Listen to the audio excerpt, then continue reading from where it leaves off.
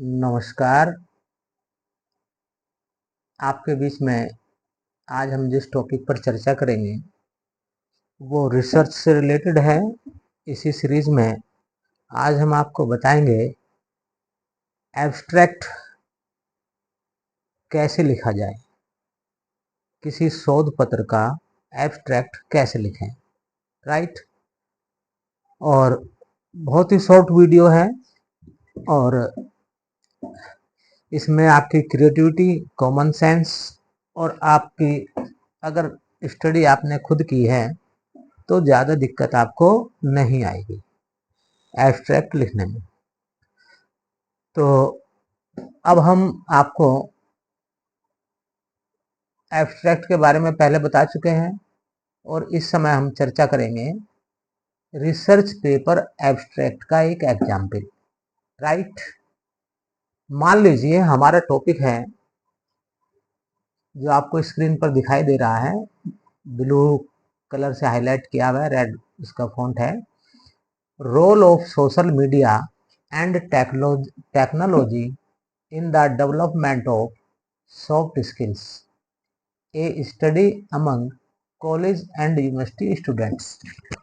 मान लीजिए ये हमारा टॉपिक है और ये अपने आप में क्लियर करता है कि हम टेक्नोलॉजी और सोशल मीडिया के माध्यम से यूथ्स का, स्टूडेंट्स का स्किल डेवलपमेंट हो सकता है या नहीं, क्या भूमिका हो सकती है। तो इसके बारे में मान लीजिए एक रिसर्च पेपर है, ठीक है।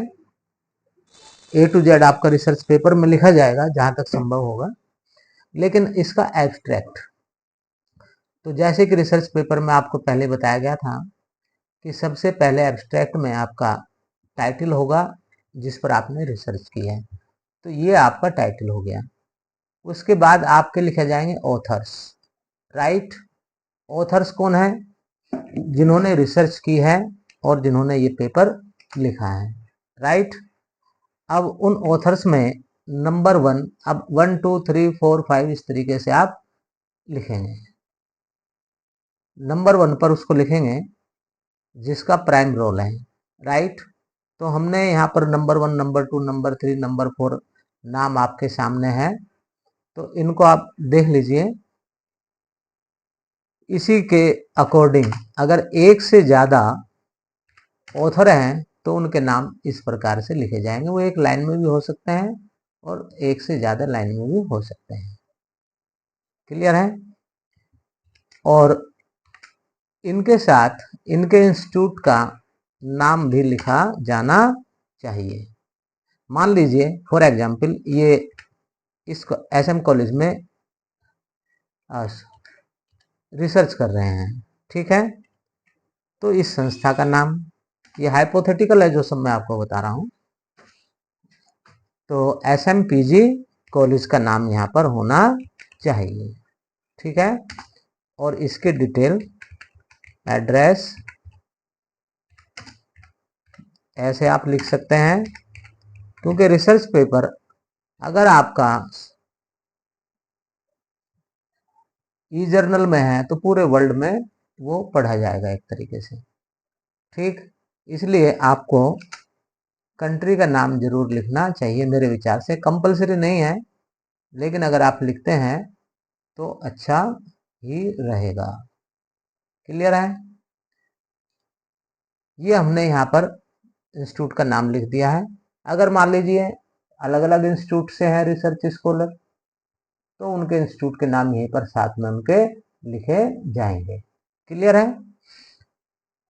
अब एब्स्ट्रैक्ट अपने आप में शोध सार है, इसकी हिंदी सारांश है ये आपके पूरे रिसर्च पेपर का, ठीक।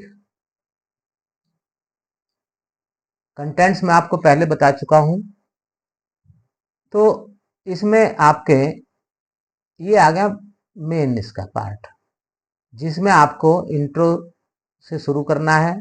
यहाँ पर लिखा भी है, मैं थोड़ा सा फॉन्ट को और बड़ा कर देता हूँ जिससे कि आपकी आसानी से आप उसको देख सकें। राइट। 20 मैंने लिया है फॉन्ट, शायद आ जाएगा आपकी समझ में।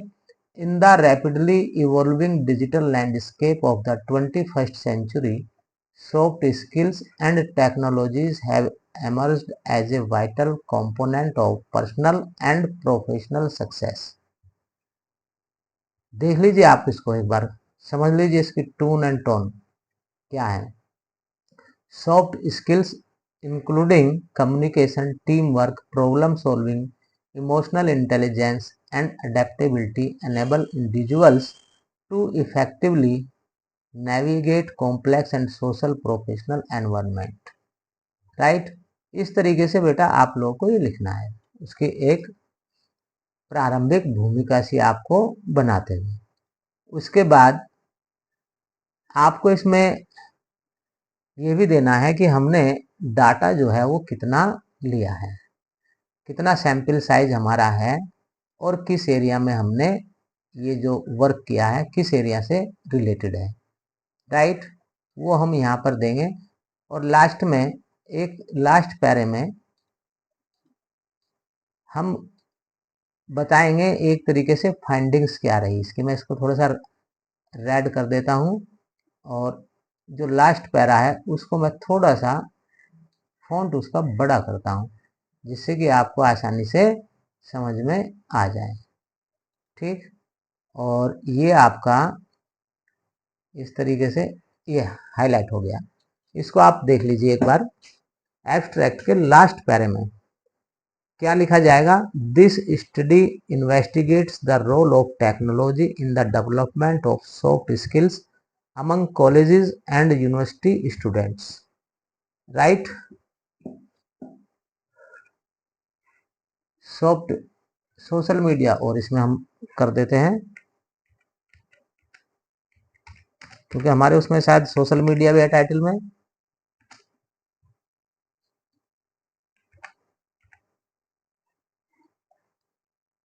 टाइटल यहाँ पर पूरा लिखा जाना चाहिए। राइट, टाइटल पूरा नहीं होगा तो फिर थोड़ा सा प्रॉब्लम होगी। Social media technology in the development of soft skills among college and university students, A mixed method approach was employed. Mixed का क्या है कि इसमें सर्वे भी किया गया होगा और जो है इंटरव्यू बेस भी यहाँ पर लिया होगा। ठीक है, आगे क्लियर भी कर दिया इसने। A mixed methods approach was employed combining survey responses from 100 participants with semi structured interviews and focus groups. अब इसमें जो है इंटरव्यू लिया गया है और ग्रुप्स के साथ कुछ फोकस ग्रुप रहे होंगे रिसर्चर के, उनके साथ डिस्कशन किया गया, क्वेश्चनर इसमें भरवाया नहीं गया है। राइट, और इसमें बाद में क्या कह रहा है देखो यहाँ पर आपको दिखाई दे जाएगा ये द फाइंडिंग्स। मेन फाइंडिंग्स क्या है वो भी आप यहाँ पर देख लीजिए एक बार। इसको मैं अलग कलर में थोड़ा सा हाईलाइट करने का प्रयास करता हूँ। The findings indicate a significant positive relationship between technology and social media usage and soft skill development. Clear है? पॉजिटिव कोरिलेशन है टेक्नोलॉजी सॉफ्ट स्किल्स के बीच में और स्किल डेवलपमेंट के बीच में। राइट, अर्थात इससे जो है जो आपकी रिसर्च पेपर है वो ये कह रहा है कि इनमें पॉजिटिव कोरिलेशन है, जिसके आम भाषा में हम कह सकते हैं कि भाई टेक्नोलॉजी और सोशल मीडिया के माध्यम से प्रोफेशनल डेवलपमेंट किया जा सकता है एक तरीके से। राइट, देखिए हर व्यक्ति अपनी बात को, पर्पज एक ही होगा लेकिन उसके सेंटेंस और वर्डिंग्स अलग अलग हो सकती है, होगी निश्चित रूप से, वो बहुत सारे फैक्टर के ऊपर डिपेंड करेगी। इस बात पर को लेकर घबराइए मत कि जैसा इसमें लिखा है ऐसा तो हमने लिखा नहीं। बात आप क्या कह रहे हैं, अगर पॉजिटिव कोरिलेशन है आप इस चीज को किसी दूसरे तरीके से भी कह सकते हैं, लेकिन उसकी पर्पज यही होना चाहिए। क्लियर है? उसके बाद कीवर्ड्स में हम अगर हमारा ये वाला टॉपिक है जो हमने अभी आपको बताया, role of social media and technology in the development of soft skills, a study among college and university students, right. तो इसमें आपको कीवर्ड्स में कुछ तो हम वर्ड्स अपने टाइटल से ही लेते हैं। अब कीवर्ड का यूज क्या है? अगर आप इंटरनेट पर सर्च करते हैं इन चीजों को, ठीक है, तो टेक्नोलॉजी अगर कोई गूगल में टाइप करेगा और सर्च करेगा, तो फिर आपका ये जो रिसर्च पेपर है अगर ऑनलाइन है तो ये भी उसमें कहीं ना कहीं उस लिस्ट में होगा। सॉफ्ट स्किल यूज करेगा तो भी वही होगा, सोशल मीडिया यूज करेगा तो वही होगा, यूथ कॉलेज स्टूडेंट्स। लेकिन इसका सीरियल कहाँ पर होगा ये अलग विषय है, लेकिन उस लिस्ट में होगा, क्योंकि इनके ऊपर लाखों रिसर्च पेपर हो सकते हैं, लाखों एक तरीके से आर्टिकल्स हो सकते हैं इंटरनेट पर, आपका भी उसमें लिस्टेड होगा अगर कीवर्ड यूज किया गया और ये आपका ऑनलाइन है। क्लियर है? तो ऐसी स्थिति में कीवर्ड्स बनाते समय एक तो आपके टॉपिक से रिलेटेड हो, क्लियर। दूसरा यह है कि आपका जो रिसर्च पेपर है लोग पढ़ें, तो ये ऊपर की तरफ जितना आएगा 20, 30, 40, 50, जितना ऊपर की तरफ आएगा उतना ही आपके रिसर्च पेपर को पढ़े जाने की संभावना होगी। या फिर आप किस टाइटल से सर्च करें तो फिर आएगा ये। क्लियर है? तो ये आपके क्या है, मैं इनको थोड़ा सा हाईलाइट वो कर देता हूँ, थोड़ा सा इनका फॉन्ट बढ़ा देता हूँ, और इससे आपको अंदाजा हो जाएगा कि कीवर्ड्स में क्या क्या चीजें, कौन कौन से वर्ड्स आ सकते हैं। ये यहाँ पर लिखे हैं इस प्रकार का जो टाइटल है जो मैंने दिया है अभी आपको, इसमें आपके ये आपके कीवर्ड्स यूज किए जा सकते हैं, किए जाने चाहिए। ये थोड़ा सा अलग भी हो सकता है, टेक्नोलॉजी है, सॉफ्ट स्किल है, सोशल मीडिया है, यूथ्स हैं, स्टूडेंट्स हैं, कॉलेज स्टूडेंट्स एक साथ दे दिया, और इसको मैं अलग अलग कर देता हूँ। कॉलेज दिया है तो कॉलेज अलग, जिससे कि आपको अंदाजा हो जाए, ठीक है ना। स्टूडेंट्स मुझे लगता है 2 बार आ गया है, कॉलेज स्टूडेंट्स को फिर हम ऊपर ही लेंगे, इस चीज़ का ध्यान भी रखना है, ठीक है ना। यूनिवर्सिटी आ गया है, स्टूडेंट्स आ गया है, डेवलपमेंट आ गया है, हायर एजुकेशन आ गया, ह्यूमन रिसोर्सेज आ गया। लगभग 5 से लेकर के 10 के बीच में आपके कीवर्ड्स लिए जा सकते हैं, 5-6 से कम तो क्या होने चाहिए, लेकिन 10 आप मान कर चलिए कि हमें 10 लेने हैं। धीरे धीरे जब आप प्रैक्टिस करेंगे तो ये आपके अभ्यास में आ जाएंगे। अब ये मैंने आपको अलग अलग कीवर्ड दिखा दिए हैं। अब आपको कीवर्ड छांटना भी, लिखना भी आर्ट है अपने आप में एक, ठीक है। तो आपको जैसे जैसे आप अभ्यास करेंगे, कुछ रिसर्च पेपर पढ़ेंगे, तो ऑटोमेटिक ही आपको इसका अंदाजा हो जाएगा कि हमें क्या लिखना चाहिए, ठीक है। तो ये आपका एब्स्ट्रैक्ट वाला पार्ट है और हर रिसर्च पेपर में ये लिखा जाता है। अब मैं प्रयास करूंगा कि ये पूरा का पूरा आपका जो एब्स्ट्रैक्ट है ये एक पेज पर आपको दिखाई दे जाए।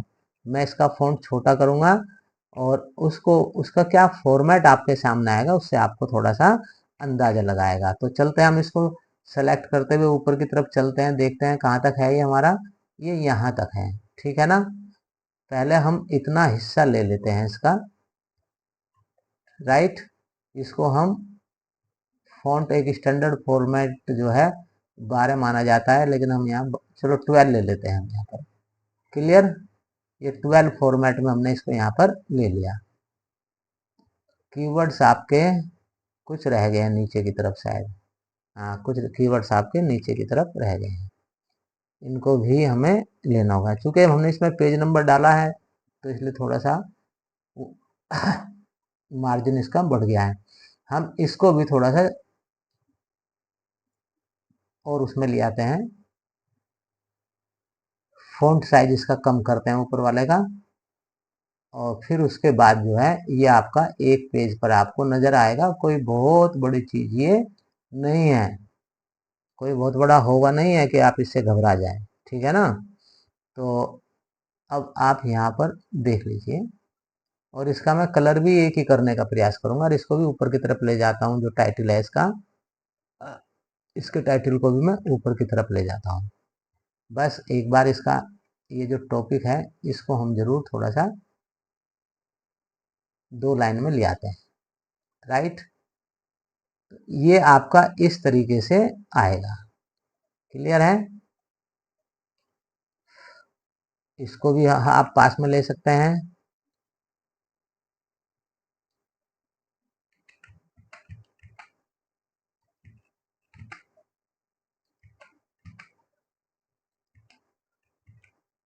चार ऑथर है तो 2 लाइन में ही लेना ज़्यादा बेहतर रहेगा, इसलिए हमने इसको 4 लाइन में ले लिया है।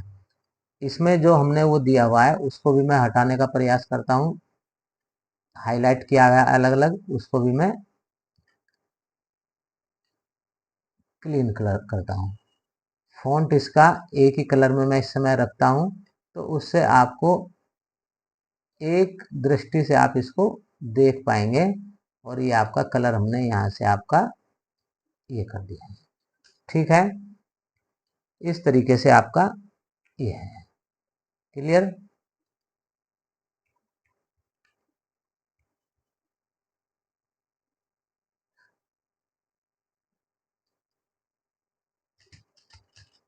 ओहो, इस पर अब आप एक नज़र दौड़ा लीजिए। ये आपका एब्स्ट्रैक्ट इस तरीके से हो गया।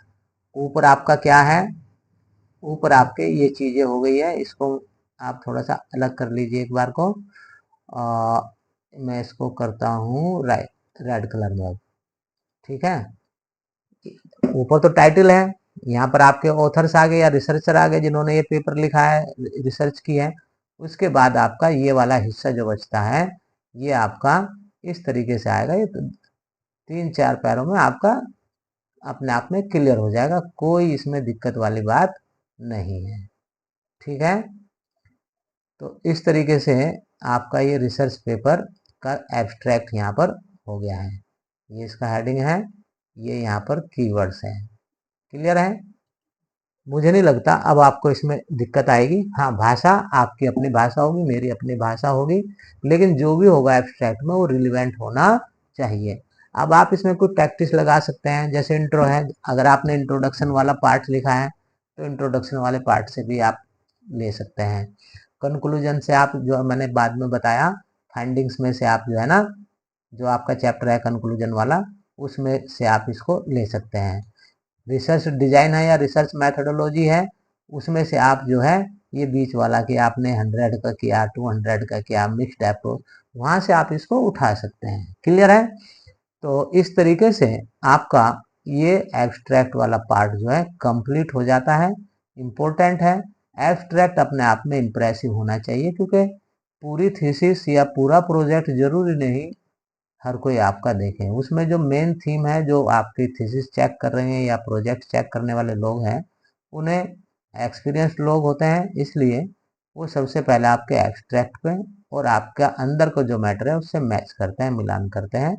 तो एब्स्ट्रैक्ट आपका प्रभावी हो और अंदर जो मैटर लिखा है उससे मैच करता हुआ होना चाहिए, टाइटल से मैच करता हुआ होना चाहिए। बेसिकली ये आपकी रिसर्च पर ही आधारित होना चाहिए, क्लियर। तो इस तरीके से मैं इस चैप्टर को या ये जो टॉपिक था इसको यहीं पर संपन्न करता हूं और आप सबको शुभकामनाएं देता हूं कि अपने रिसर्च वर्क में आप सफलता हासिल करें। नमस्कार, जय हिंद, प्रणाम।